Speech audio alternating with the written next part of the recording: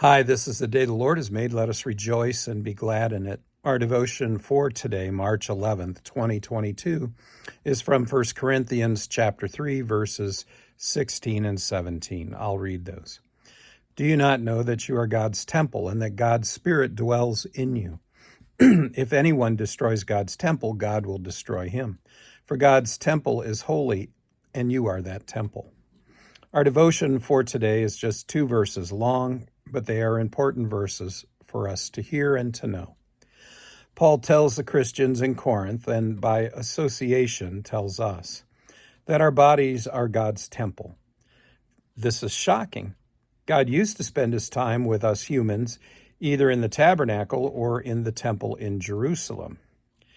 And it is the latter, the temple in Jerusalem, that Paul calls to mind in these verses.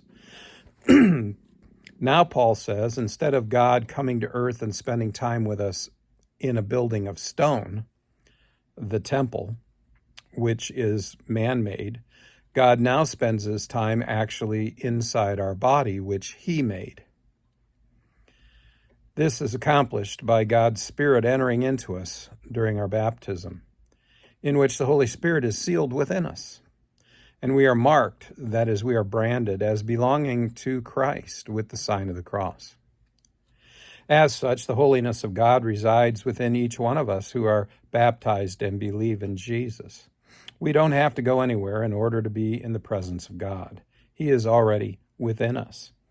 As this is his home for us, then Paul points out how important it is for us to care appropriately for our body, for God's temple.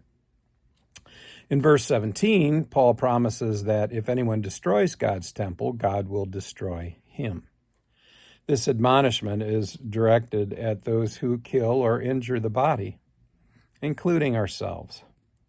We should examine ourselves specifically regarding to how we treat this body, this temple of the Lord. How would you describe your body? Is it a fine-kept palace? Is it a fixer-upper? Should there be a condemned sign strung across it? Since spring is approaching, you may already be thinking about doing some spring cleaning for the home that you live in.